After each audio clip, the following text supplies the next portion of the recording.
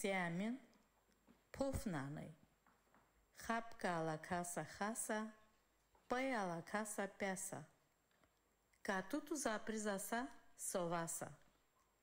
Састу живото щирикли сямас. Катуто охчикерас агони зенамин. Охтей на амара пака. Ека веро зидя самин, у живото зиетиляса. Цидаса.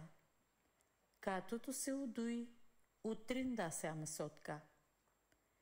Яка и сямин на роваса. Кана и сямин на шунаса. Цини сямас. Девел и си угажа умануша вакерна на нето мару. И пуф пали на нета мари. Чорикандус хаса типяса. Чунгардинамин вакераса бршиндена.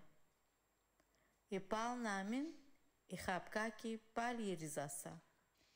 Соте керас. Кисали сямас. Чирикли.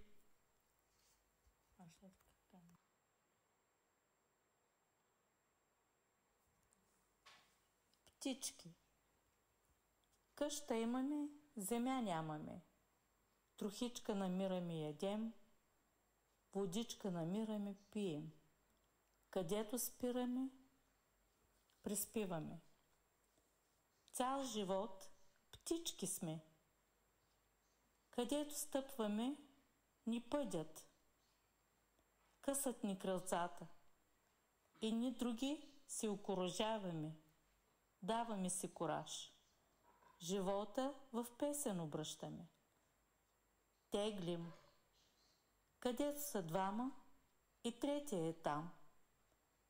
Очи имаме, не плачем. Уши имаме, не слушаме. Изморени сме. Небе имаме, хората казват, не е вашо. Земята също не е ваша. Крадешком ядем и пием, плюят ни, ние казваме, дъжд вали. Пъдят ни, заради трохичката, отново се връщаме. Какво да правим? Такива сме, птички. Les petits oiseaux. Nous avons des maisons, nous n'avons pas la terre. La miette de pain que nous trouvons, nous la mangeons. La goutte d'eau que nous trouvons, nous la buvons. Là où nous nous arrêtons, nous nous endormons. Toute la vie durant, nous sommes des petits oiseaux. Là où nous nous avançons, nous sommes chassés. Nos ailes sont brisées. Les uns, les autres, nous nous donnons bien du courage. La vie, nous en faisons des chansons. Nous en faisons une lutte. Là où nous sommes deux, un troisième n'est pas loin. Nous avons des yeux qui ne peuvent plus pleurer. Nous avons des oreilles qui ne peuvent plus entendre. Nous sommes exténués. Les nuages, les gens disent qu'ils ne sont... Les nuages, les gens disent qu'ils ne sont pas nos nuages. La terre non plus n'est pas la nôtre. Nous mangeons et buvons comme des vauriens. On nous crache dessus et nous disons qu'il pleut. On nous chasse et pour la même miette de pain, toujours, nous revenons. Qui pouvons-nous? Nous sommes des petits oiseaux. Stefka Nikolova Stefanova.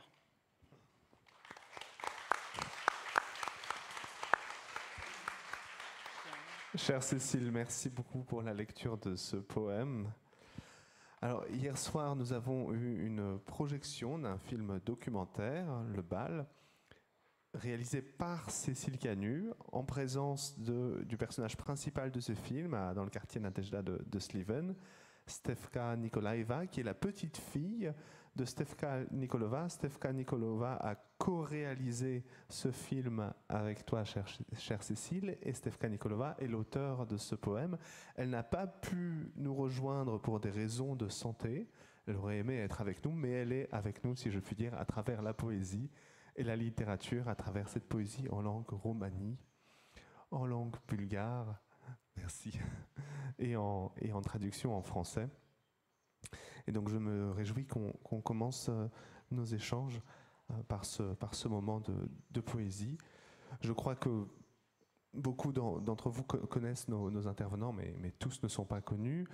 Nous avons Dejan Kolev, le docteur Kolev, qui dirige l'association Amalipé depuis plus de 20 ans en Bulgarie et qui a écrit plus d'une trentaine d'articles, de commentaires scientifiques, de revues de blogs, et qui fait beaucoup pour promouvoir la culture rome, l'identité rome et l'égalité, la lutte contre les discriminations et l'éducation en Bulgarie.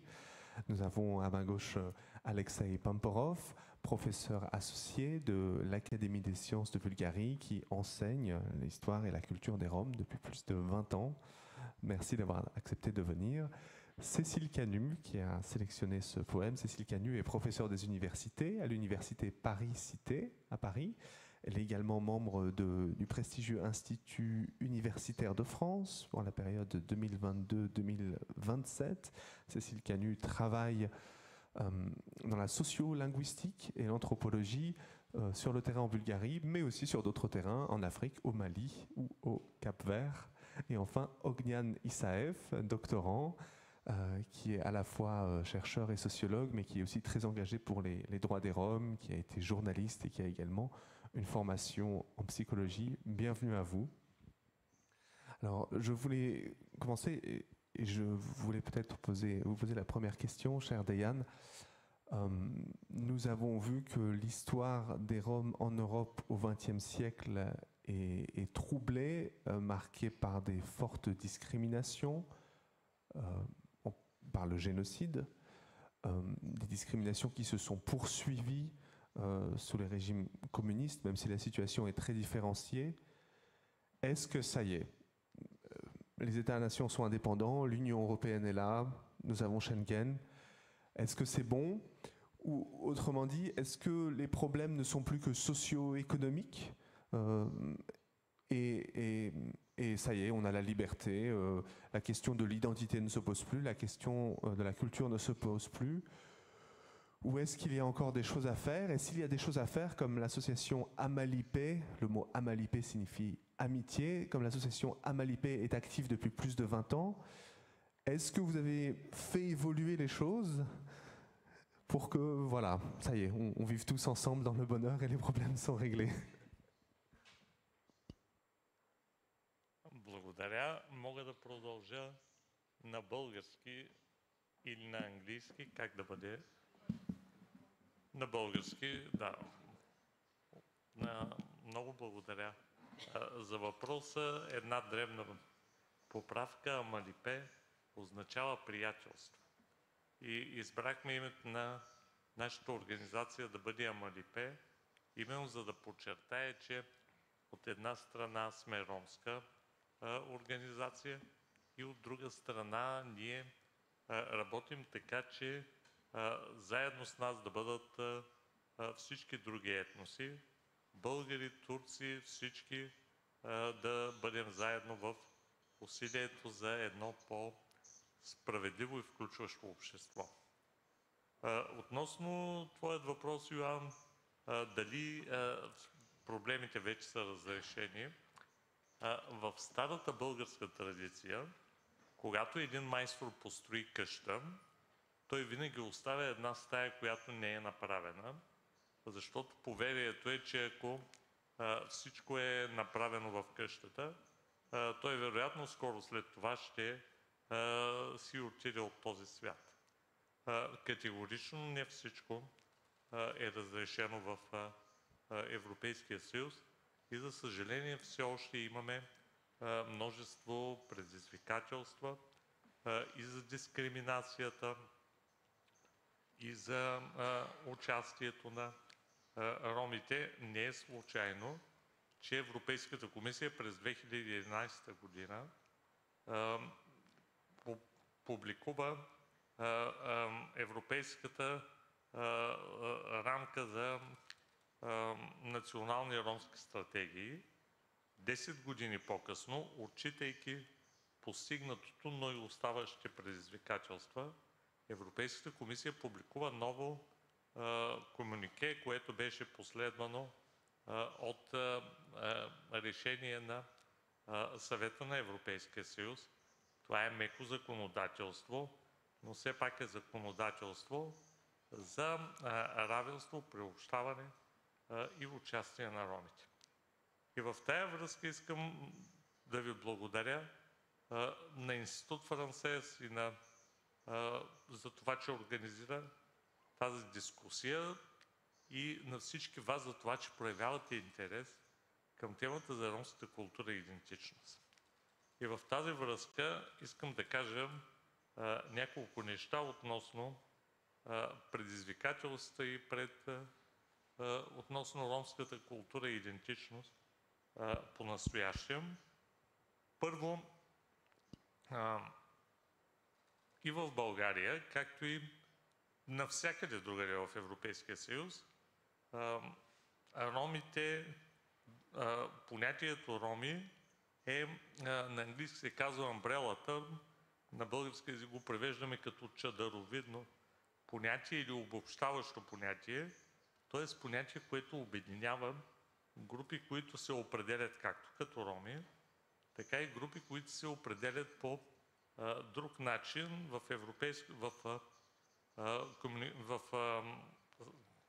европейския документ е посочено синти, мануши, кале, беяши, рудари и други.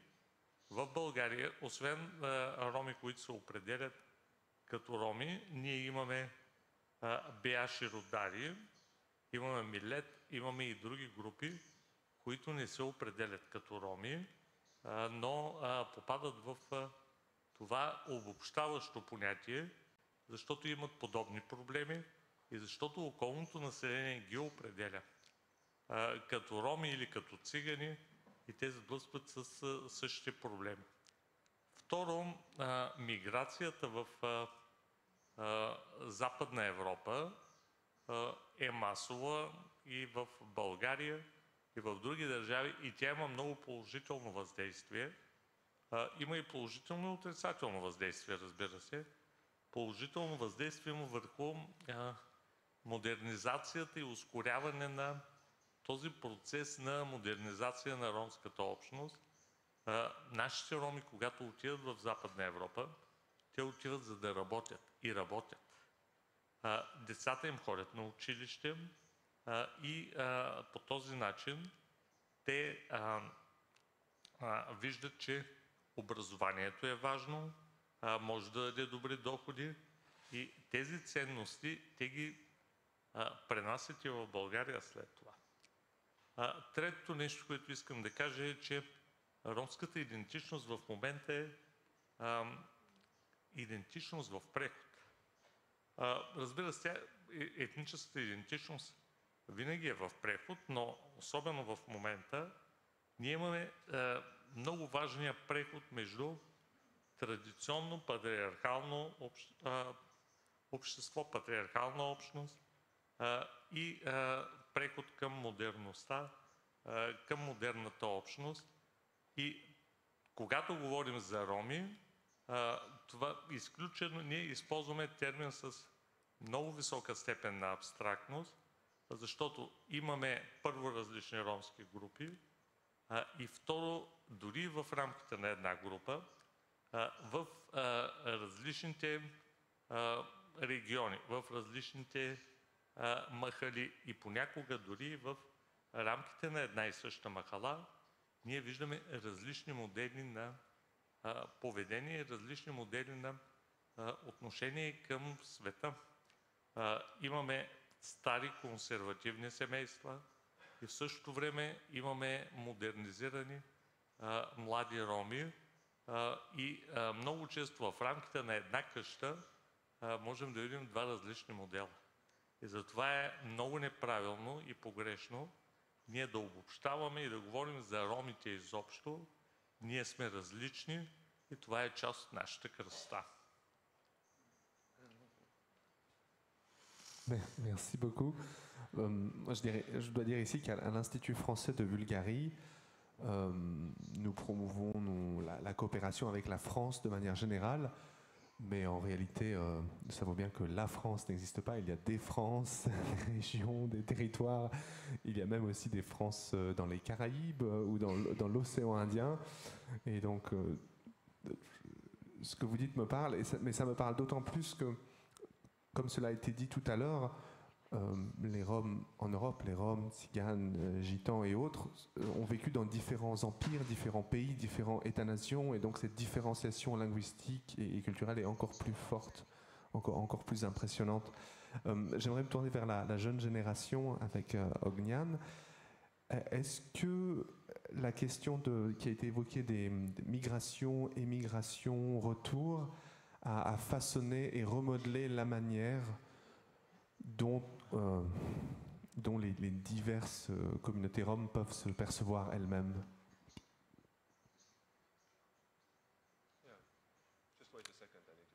Когато каза младото поколение, си помислих, че имаш предвид мен, но после зададох сметка, че не съм аз. И аз като... Здравейте първо. И аз като господин Колев искам да благодаря на Френския институт, че поставя такава рядка тема, но много благодатна в своя дом, защото уви в България българската държава вече над 30 години демокрация не успява да създаде такова пространство, където ние да си говорим за ромската история и за ромската култура и за ромската идентичност и ромския език, разбира се, който е ключов елемент от ромската идентичност. Преди да ви отговоря за мобилността на ромите, мобилността като много специфична черта на ромската култура, като много специфичен ресурс, защото той е характерен не само за ромите от времето на просвещението до наши дни, но и също така и средновековието и преди това. Днес много се чудих в рамките на това експозе какво да кажа и се сетих за ромския режисьор Бурхан Рахим от Македония, който дълго време беше артистичен директор на ромския театър в Македония Пралипе, което означава братство. Той обяснява какво се случва с ромите през гръцката митология. Тук използвам и господин Колев, той е философ. Той казва, ние имаме много образовани, квалифицирани, икономически успели хора, които си задават въпроса кой съм. И той казва, в гръцката митология такъв въпрос си задава Едип. Кой съм? И това, което разбира, когато кой е той, Едип, за да не убие родителите си, за да избяга от това, което му е предсказано, той напуска царството, откъдето е отгледан. Оказва се, че по пътя убива един човек, който се оказва неговия биологичен баща. След това освобождава Тива и знак на благодарност му дава за жена майка му. И когато всъщност той разбира, че тя разбира, че той е сина ѝ, тя се самоубива, а той ослепява и остава самота. Това е всъщност единия сценарий, когато има бягство от идентичност, опит за разграничаване, който ние много често наблюдаваме при ромите, които по един или друг начин са успели да се покатерят по социалната стълба и да се измъкнат от филтрите на стъкления таван. Другия разказ е ромите, които са в ролята на Сизиф, той обяснява, които бутат един камък нагоре, бутат нагоре един камък и в един момент, когато стигнат върха, камъка се връща обратно. И така отново продължават да бутат този камък. Защо давам този пример? Защото ромската идентичност е в една постоянна борба, не само в България, но и защото тук се говориш основно за Източна Европа, като страна, като част от Европа, която е била зад желязната завеса, но всъщност след падането на желязната завеса станаха видими много от предизвикателствата, пред които са изправени ромите в Западна Европа. Много често, които те приемаха като норма, като нещо, част от нещата, неравното, различно третиране, включително. И ромската идентичност е в една постоянна битка. Ще дам пример само от създаването на Третата българска държава,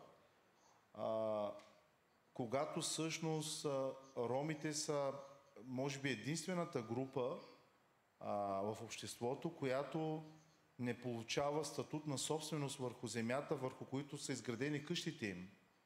Тук, където се намираме днес, около площад Славейков, е имало ромска махала.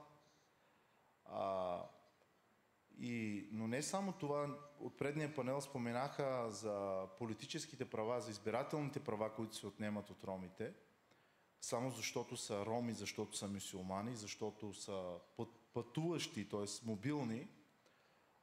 Но това не приключва само по царско време.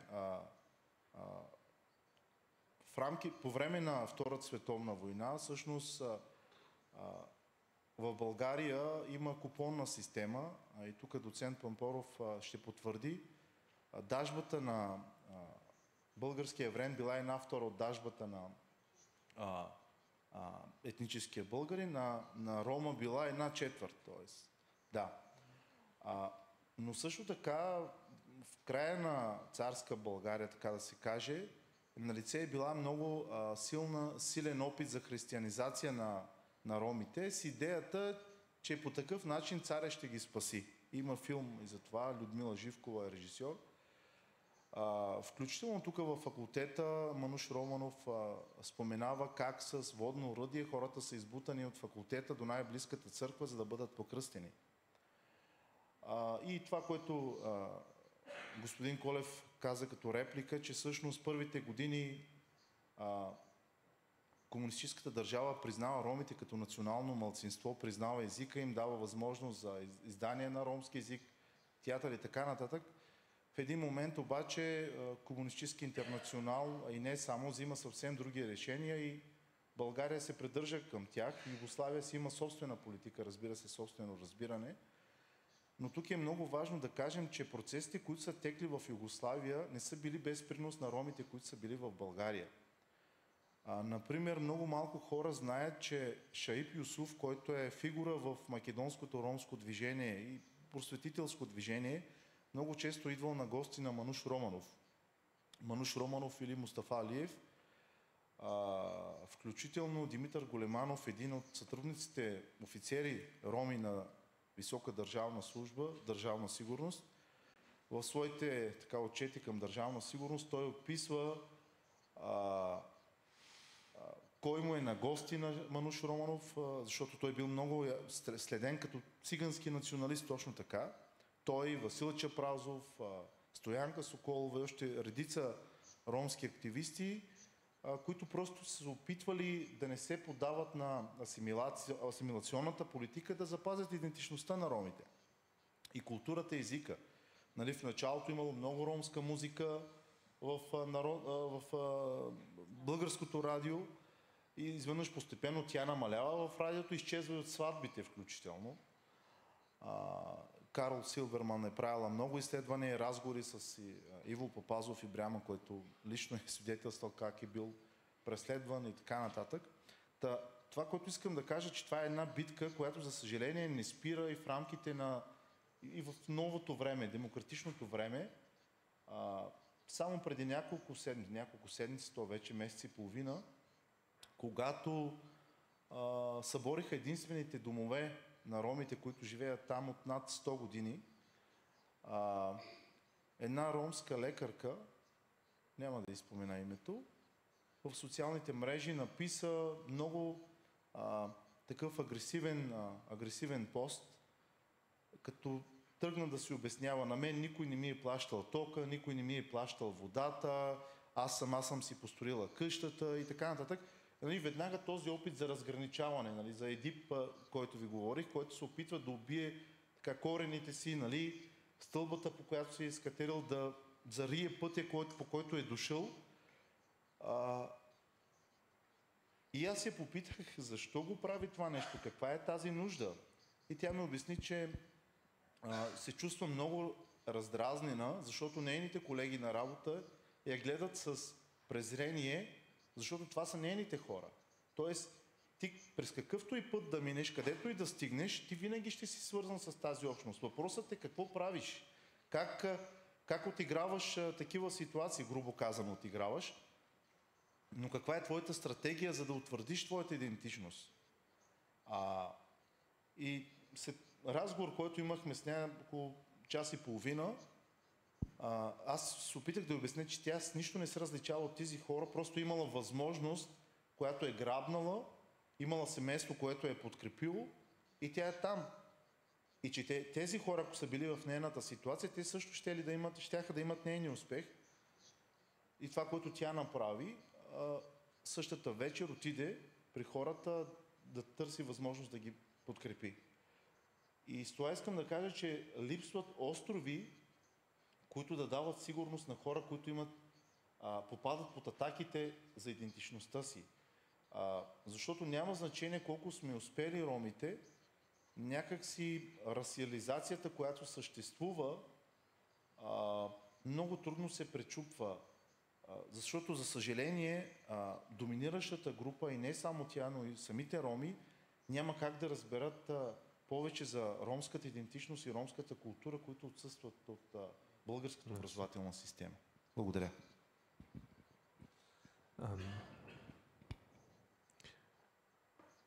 De ce que des acteurs de terrain m'ont partagé, le cas des maisons détruites récemment à Sofia, cela concerne le quartier de Zaharna Fabrika, la fabrique de sucre. On parle d'une trentaine de familles, environ 200 personnes qui, quelques jours avant Pâques, voient leur maison détruite. Alors des maisons construites illégalement mais présentes depuis plus de 100 ans, si j'ai bien compris. À l'origine, c'était des travailleurs de la fabrique de sucre. Et on avait une décision de la Cour européenne des droits de l'homme, un jugement rendu en urgence qui interdisait expressément cette décision quelques jours avant et qui a été présenté aux autorités. Et là, je vais me tourner vers vous, Alexei Pamporov, vous qui avez beaucoup travaillé sur les stratégies nationales, les stratégies d'intégration, mais en fait, je pense que beaucoup de pays en ont, mais il y a des politiques européennes qui sont menées, comme le Conseil de l'Europe, l'Union européenne, des ONG. Est-ce que les gens ont raison de désespérer? Est-ce que tout cela sert à quelque chose? Est-ce que les statistiques mentent aussi? On voit 5% de Roms, je ne sais pas ce que ça veut dire dans les statistiques en vulgaire nationale, 10% selon la Commission européenne. Ou est-ce qu'il faut garder espoir et travailler petit à petit? Ou est-ce qu'il faut changer d'approche?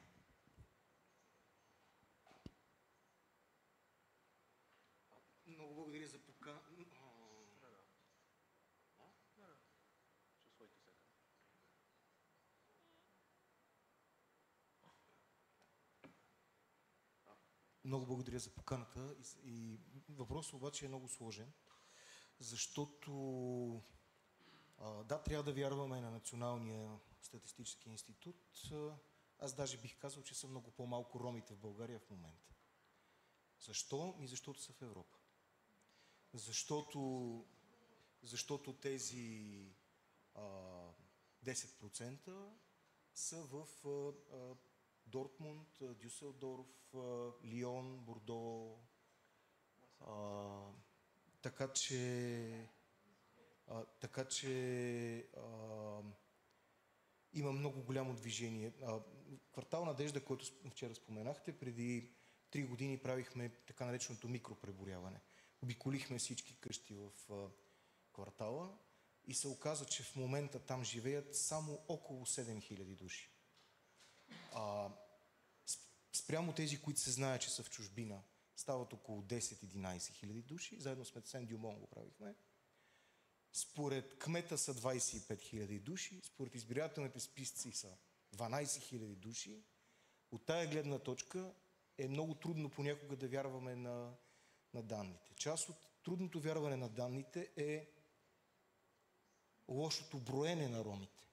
Защото всеки администратор има смисъл да ги брои и на мен ми се е случвало едно и също домакинство от 10 човека да ги броят в Самоков и да ги водят в училището, защото има бюджет, да ги броят в факултета и да ги водят в училището, защото има бюджет, а те да са фактически в Нови Искър. Така че действително това с стойностите, колко са ромите, е много сложно. От друга страна съществува онзи проблем, който спомена Огнян.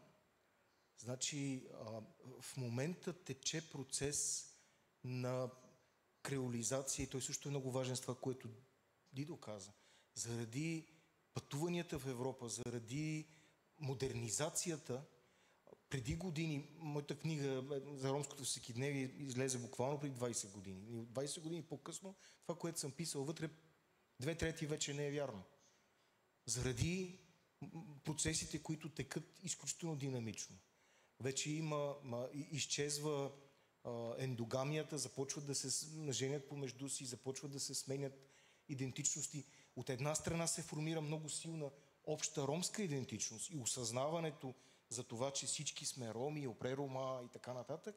От друга страна се появява и феномена обаче, на който излезе от махалата, каза, аз вече не съм ром. Аз не съм, особено тези, които ходят в чужбина. В Сливен имаме деца, на които им е трудно да разбират въпроси на български, понякога може би и на ромски, обаче английски говорят прекрасно в части от махалата. Не казвам, че това е случено по позитивен начин, защото знаем за проблема как се научава там английски, но въпросът е, че динамиката в ромските общности е много голяма.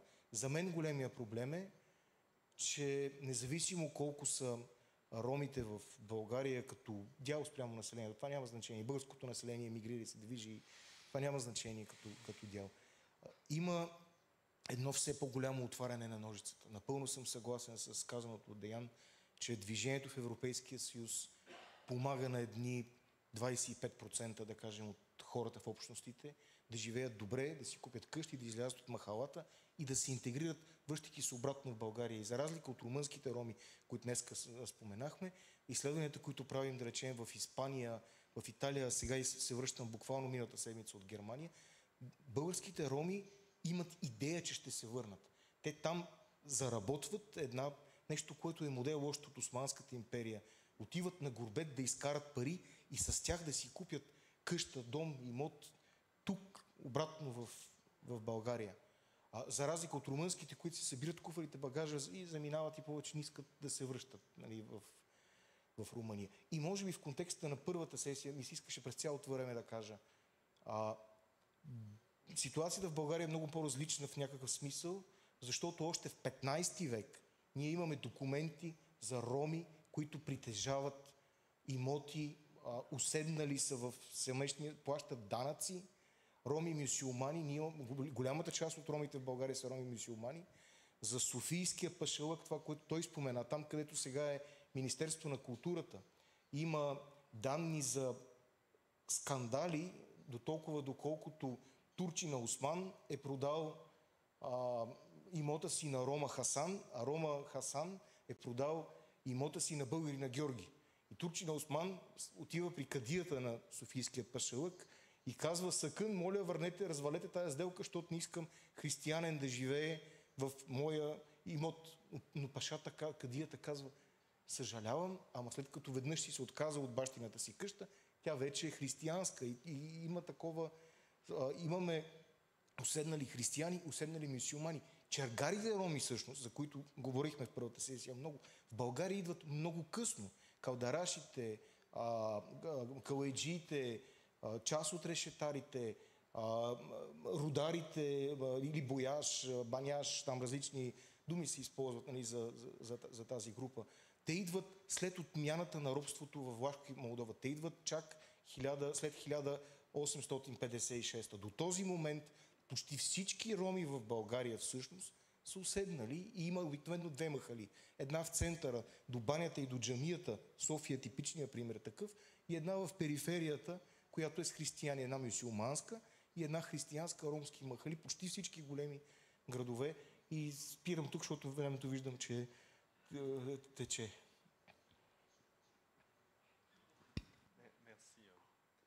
Merci, cher Alexei. Moi, je suis très heureux de vous avoir dans cette table ronde parce que quand il y a soit une nouvelle loi qui sort ou une nouvelle étude ou un événement dans la presse ou une nouvelle organisation qui se proclame très représentative, je me tourne vers Alexei ou vers Dayan ou vers d'autres pour comprendre si cet acte législatif ou cette mesure est vraiment utile, vraiment nécessaire, vraiment porteuse pour comprendre si l'organisation est vraiment représentative et donc vous nous aidez à nous orienter dans cet univers. Chère Cécile, est-ce que tout ce qui a été dit se retrouve aussi au niveau des évolutions du langage? Vous êtes aussi sociolinguiste. Et est-ce que l'identité même comme quelque chose qui peut se transmettre telle qu'elle existe, une identité qu'on transmet de génération en génération, est-ce que tout est finalement un fleuve qui ne cesse de couler et de se transformer, de se mélanger à d'autres ruisseaux et à d'autres rivières? Alors bonjour à tout le monde. C'est compliqué du coup en entendant toutes ces propositions. Je vais essayer d'être brève et claire. Moi j'ai une approche, donc pour ceux qui étaient là hier ont déjà eu un petit aperçu. Ça fait 20 ans que je viens au moins 2 fois par an dans le quartier Nadejda à Sliven. Et au départ c'était pour des questions anthropologiques, où je n'avais pas tellement d'idées d'ailleurs, c'est le hasard de la vie, la naissance de Ataka, qui était le groupe, un des partis qui est devenu majoritaire, anti-tzigane à l'époque, ou même anti-juif, qui s'est vite...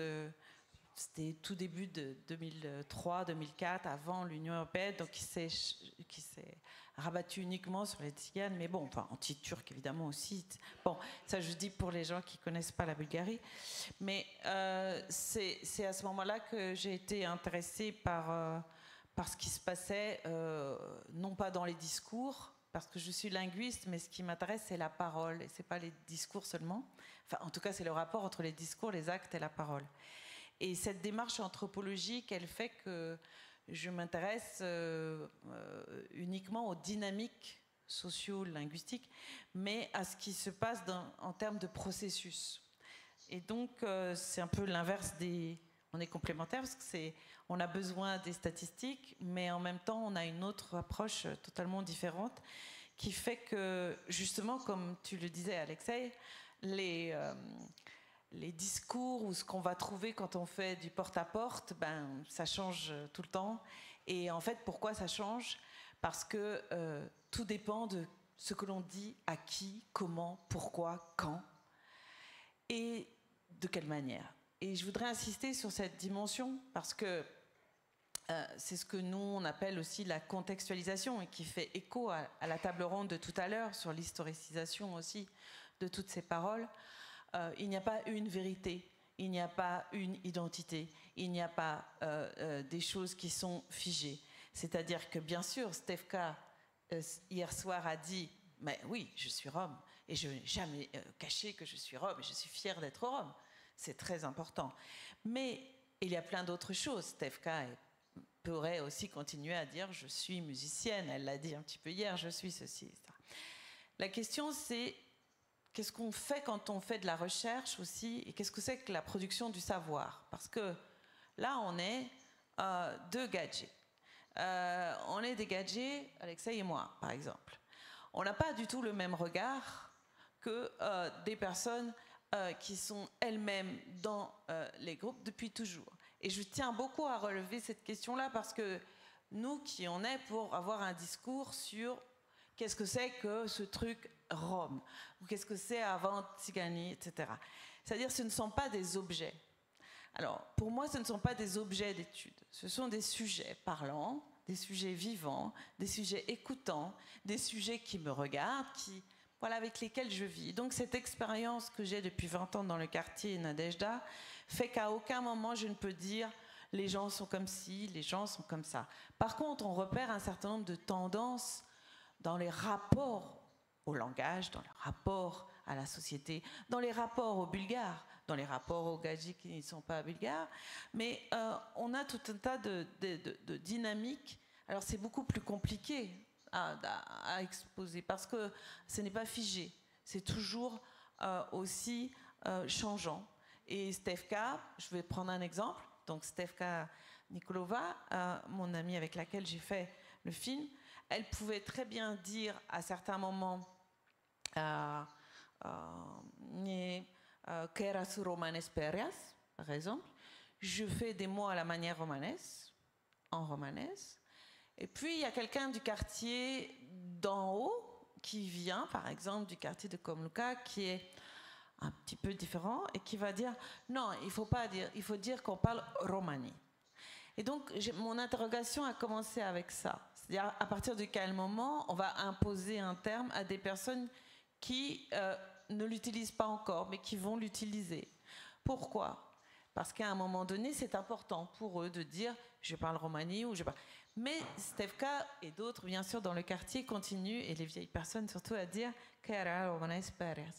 Mais c'est un petit détail, mais qui va se reproduire à tout niveau. C'est-à-dire que la contextualisation de ces paroles va entraîner la compréhension de dynamiques qui ne sont pas uniquement liées aux Roms tout seul, comme si c'était quelque chose, un groupe en dehors des Bulgares, par exemple, puisqu'on est en Bulgarie. Mais en France, ce serait par rapport aux Français, par rapport à d'autres, dans le sens où ils sont bulgares.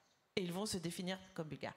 Alors j'ai oublié dans mon sac, parce que je voulais vous montrer le livre, mais je vous le montrerai après, de Stefka Stefanova Nikolova, qui a écrit un livre, et rien que cette histoire de comment elle a intitulé son livre, donc en bulgare, c'était, parce qu'elle a écrit en bulgare d'abord, maintenant elle écrit des textes en romanesque, mais elle avait écrit en bulgare, Život na jedna tsiganka. C'était le titre de son livre.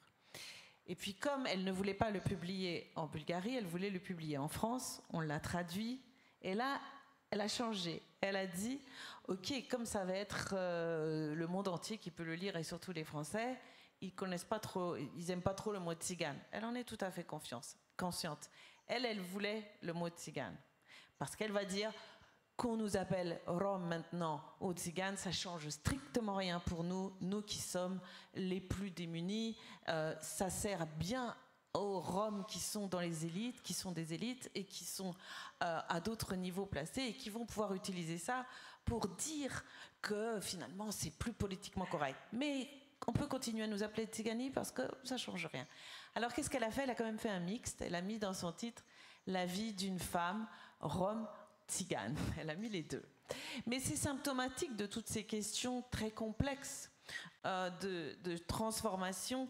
Et dans le quartier, Alexei, tu parlais aussi du rapport aux langues, mais c'est tout à fait intéressant parce que donc on a toutes sortes de pratiques langagières, c'est très complexe, ça bouge tout le temps. Et l'apparition de l'anglais, il est lié alors, à un cas particulier qui est un peu délicat parce que c'est quand même lié à un prêtre évangéliste, enfin pardon, pasteur, on dit évangéliste, qui est arrivé et qui s'est mis à apprendre l'anglais à tous les enfants.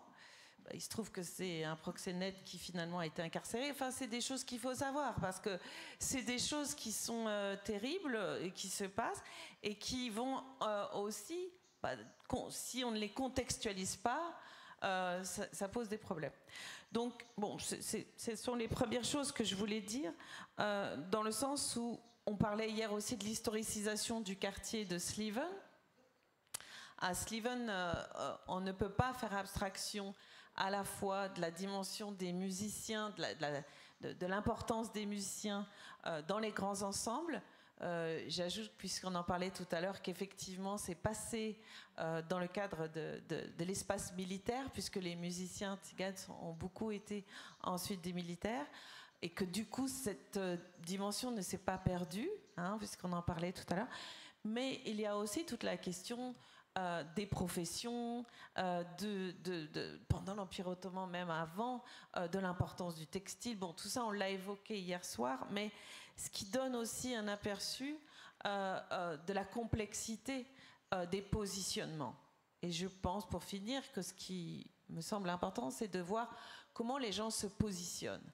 Et par exemple, les personnes du quartier de Nadejda, parce que moi, je ne pourrais jamais parler des Roms en général, je parle uniquement de ce que ce que j'ai pu pendant 20 ans voir changer, parce que les choses changent, c'est que tout dépend aussi des rapports que les Bulgares entretiennent. Donc, bon, tu en as parlé, Ognian, mais les rapports que les Bulgares entretiennent avec les Roms, tout aussi est construit dans ces rapports-là.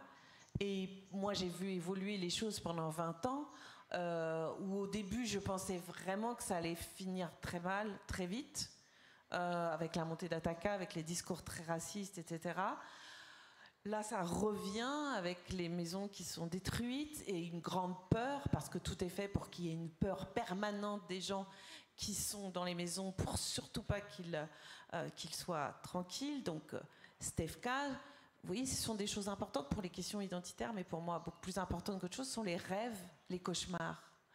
Stefka fait des cauchemars permanents, puisque le quartier est emmuré, Nadejda, on l'a vu aussi hier soir. Elle fait tout le temps le cauchemar qu'il y ait le feu dans le quartier et qu'elle est élitreillée, que ses petits-enfants, parce qu'elle dit « je m'en fous de moi, je peux mourir », mais que ses petits-enfants sont élitreillés pour sortir. Mais ça, c'est très important. Ça détermine des positionnements dans des rapports aux personnes.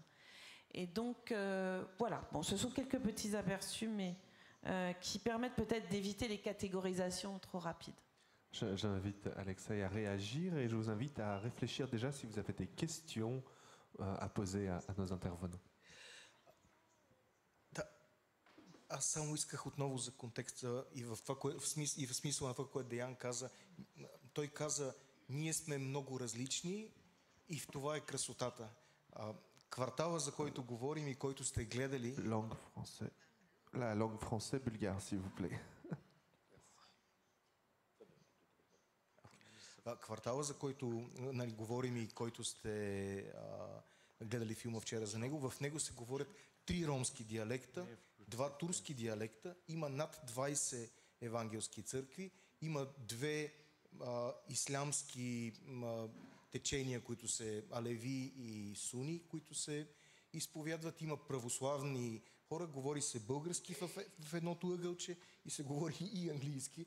Част от тези деца, които по този травматичен начин научиха английски, сега обаче са в Лондон, работят, намерили са си работа и това всъщност в крайна сметка им върши работа за живота. Тоест наистина има една огромна динамика и една огромна пъстрота сред едни 7-10 хиляди души, това, с което започна.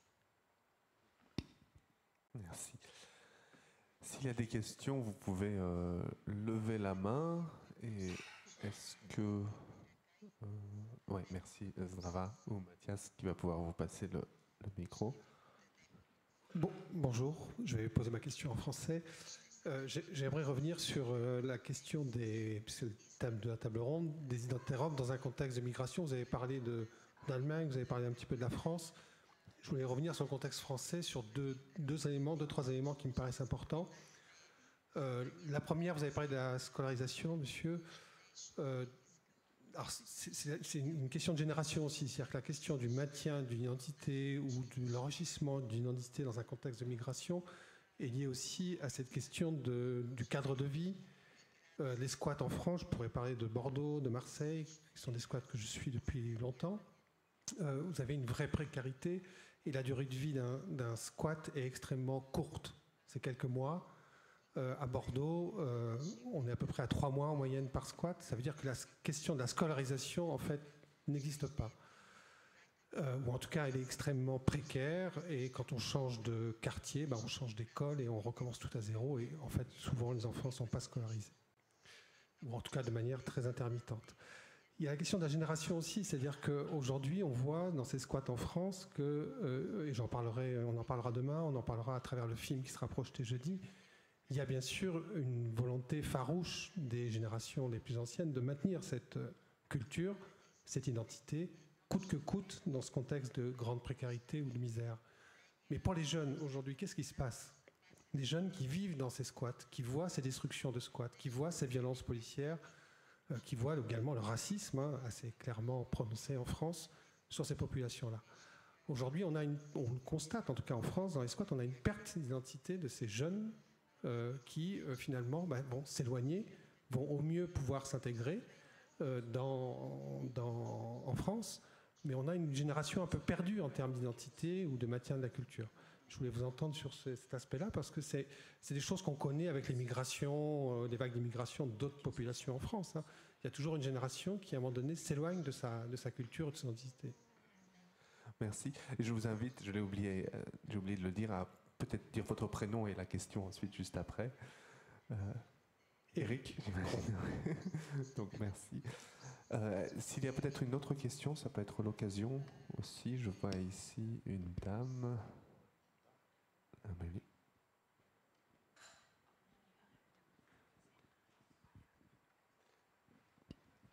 Je voulais revenir à la question des... Amélie. Je voulais revenir à la question des destructions de maisons qui sont pour moi assez symptomatiques de la non-résolution du rapport à la terre. Et est-ce qu'il y a... Parce que ça a été attaqué du point de vue des droits de l'homme, mais est-ce qu'il n'y a pas besoin aussi de mobiliser le droit de l'immobilier pour enfin avoir des décisions qui portent sur la propriété pour toutes les populations en Bulgarie qui n'ont pas de documents et qui ont par contre le moyen de prouver une résidence sur place depuis des décennies. Et, je vais laisser Ognian répondre aux premières questions, mais avant ça, je rajouterai ma question.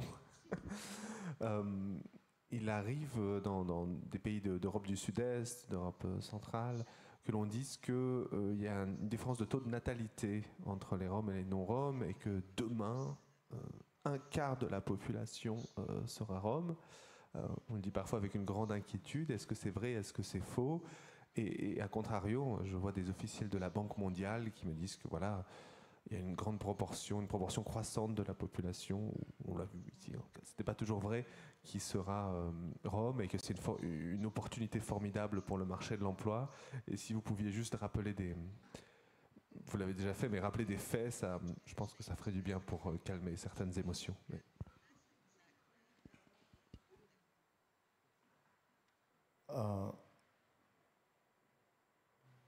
Предвид коментарите, които направихте, да кажа, че няма нищо различно в ромска махала и в ромско семейство от това, което има в другите семейства и другите махали. Но има един процес на одрогостяване, който е много специфичен при взаимодействието на различни култури. Хората търсят признаци, по които да се различават един от друг. Особено когато става за физически видими белези и религиозни и така нататък. В този смисъл аз не виждам нищо лошо в това всички да останем роми или французи или българи. Аз така шеговито защото знам, че системите, всички системи, не само в България, много горещо се вълнуват от ромската раждаемост, от плодовитостта, фертилитета там, как беше. Но това не е заплаха за никого, защото по отношение на въпроса за Бордо, в предната част всъщност не отговорих на въпроса ви за мобилността. Аз предпочитам това понятие мобилност, защото миграция за мен е натоварено с доста негативна конотация понятие, но мобилността е нещо много специфично. И то е, както отбелязах, характерно за ромската култура от много години, от много векове насам. Когато всъщност ромите от България конкретно получиха възможност да се движат свободно, да работят и да реализират себе си, те на практика получиха възможност да покажат това, което са извън стереотипа. Тоест, извън това да бъдат роми, те показаха много повече. На практика те не оправдаха ниските очаквания, които съществуват към тях по принцип, и към възрастните, и към децата. Но стъпването на ромите от Източна Европа в Европейския съюз на практика утвърждава тяхната идентичност, защото през средните векове и когато са пристигнали в Европа, ромите са преминавали границите. Всичко това, за което говори Европейската комисия, Европейския съюз, е било валидна философия за ромите още тогава.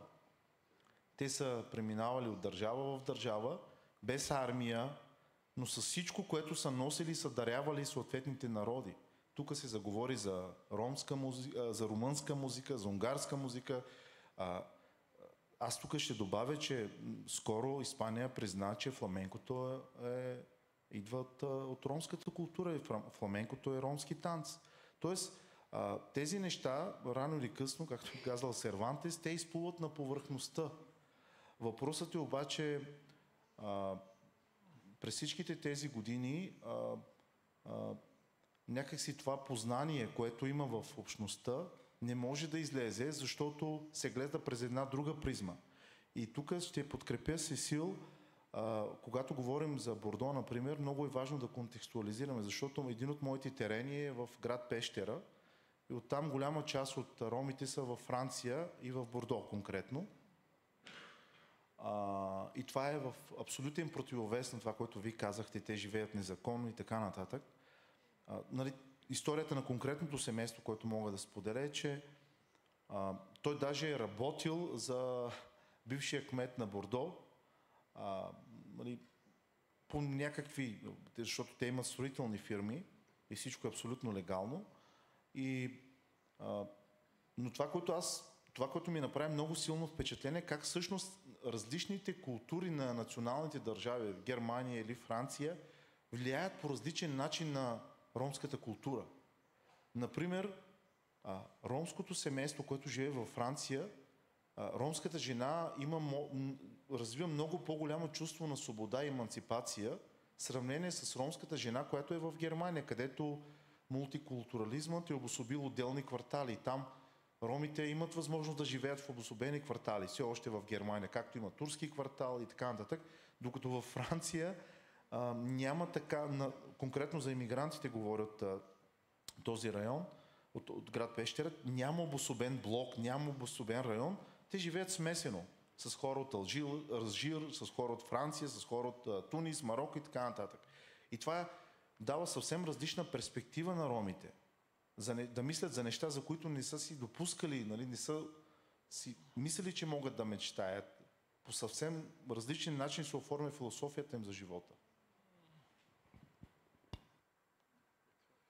Много благодаря за двата въпроса за образованието и за квартала. Те са наистина много важни. Познавам случая с Бордо. Аз ти казах, че нямат освети, но познавам случая с казуса с Бордо. Тогава, старата автогара, тогава даже директора на едно от училищата в Бордо дойде, аз работех на терен в Пещера и в Пазарджик и консултирах, така да кажем, неформално представители на френската държава, защото имаше 15-годишно момиче в тази група, което беше отишло при директора на училището и беше казало: моля ви, не ме връщайте, не ме депортирайте. Това беше идеята на Саркози с депортациите и казуса с Бордо, че живеят незаконно. И тя каза: моля ви, не ме депортирайте. Ако ме депортирате в Пещера, ще ме оженят. Имам уговорен брак. В България има огромен проблем с уговорените бракове. Официално държавата разрешава годишно средно около 600 брака на момичета под 18 години. И това няма да спра да го повтарям, защото е ужасяващо и е с участието на държавата. Проблема за образованието е изключително важен и съм съгласен с Огнян. Много зависи коя е държавата. Германия е намерила практики и механизми, Холандия е намерила практики и механизми, Франция в някои общини, Франция е много различна с регионите, в някои общини се справят добре, в някои общини не се справят толкова добре, но това е нещо, което с Деян се борим от едно известно време. Българската държава, това е второто нещо, което крие. Имаме над 20 000 деца, които отпадат от образователната система годишно в България. От тях 2/3 заминават в чужбина. Тоест някъде около 12-13 000 деца годишно заминават при родителите си в чужбина. И ние това, за което се бориме, и това трябва да се случи на ниво Европейски съюз, е да започне проследяване на децата. Защото няма проблем, че те отпадат от образователната система. Аз съм работил с деца в Пещера, които говорят френски или английски или някакъв друг език. Нашата образователна система казва, те са неграмотни. Не са неграмотни. Не знаят български, не могат да пишат на български. Но пишат на френски, пишат на английски, пишат на немски. И тази чувствителност е важна. И другото, което е за Пещера също е много... Там има поне 4 групи. Тези, за които говорите, са една група, която беше експлоатирана в трафик на хора от друга група от същия квартал. Докато пък онези, за които вероятно той говори, те са напълно интегрирани и в Португалия, и в... Значи Пещера е много специфична с 2 квартала. И отново това, което Диан каза, разнообразието е толкова голямо, че трябва да има внимателен подход. Вашия въпрос. Проблема не е, че ще ги събарят. Нека да ги събарят. Това има заповед, има някакви решения. Това се случва. Въпросът е как ги събарят. В Стара Загора събориха 260 къщи и нямаше проблем. Защото имаше общинска политика, има 260 парцела, има 60 социални жилища. Това отне 10 години, намеса на Европейската комисия, Digi Justice и така нататък. Но се случи както трябва. Когато ги съборят булдозерите в 5:30 с спящи деца преди Великден, това е чиста форма на расизъм. Нали? Това е престъпление от омраза. Тогава идва проблема. Защото иначе другото може да бъде регулирано, може да се направи отново при воля. Но за съжаление в България стоят така нещата. И жилищата, и образованието са в сферите на общинските политики и държавата не може чак толкова много да се меси и вече зависи от волята на местно ниво. Само нещо да кажа по отношение на жилищата, защото преди малко споменахме, нали, как са били озумилявани ромите, как държавата... Защото проблема с регулацията на формализирането на ромските квартали е чисто държавен проблем. Държавата си го създава, държавата ще се опитва да го решава. Историците ще потвърдят 1959-8 или 8 година с решение на Комунистическата партия, Централния съвет, взима решение всички роми да бъдат уседнали и да ги оземли. И знаете, тогава държавата е национализирала всички земи. Няма частни, няма държавни, общински и така нататък. И казва на тези хора, вие може да строите където пожелаете.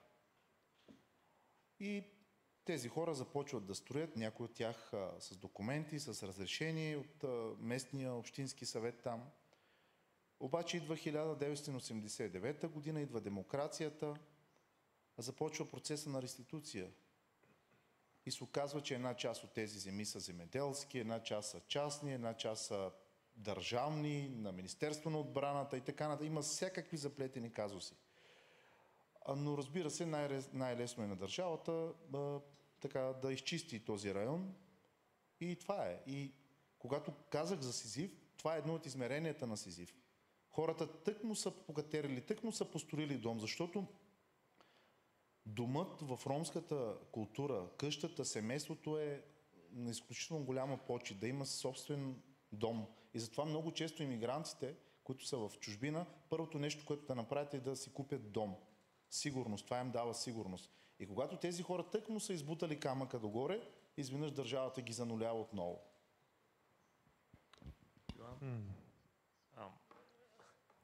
Ще бъда съвсем кратък. Искам да обърна внимание на нещо, което не се каза, но е много важно. През последните 20 години има много сериозно развитие в образованието в ромска общност. Центъра Малипе работи от 2002 година. Ние работим преди всичко в сферата на образованието и интеркултурното образование. Първоначално нашата борба беше всички ромски деца да завършат основно образование. По него време, по данни на Министерство на образованието, 2/3 от ромските деца, които започваха първи клас, не завършваха основно образование. 4% отиваха да учат средно образование 1% завършваше средно образование. Днес картината е много по-различна. Почти нямаме отпадащи в основното образование. Има, разбира се, на някои места, но почти всички ромски деца завършват основно образование. Огромната част продължават средно образование. Вече тук е голямото предизвикателство. Тук започват отпадащите. Много от ромските младежи и момичета учат до 10-ти клас, когато е първата степен на средно образование и възможността да се придобие шофьорска книжка.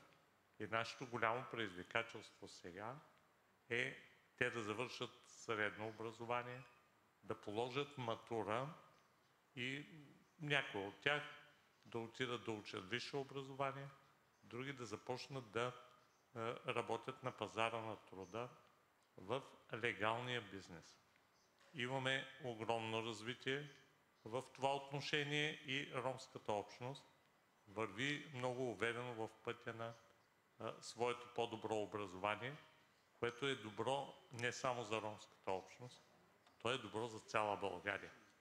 И финализирайки това, искам само да кажа, че отвън сме оставили книги, които Център Амалипе е издал и на български, има и на френски език. Заповядайте, те са безплатни, може спокойно да ги вземете и да прочетете повече неща за нашата общност в България.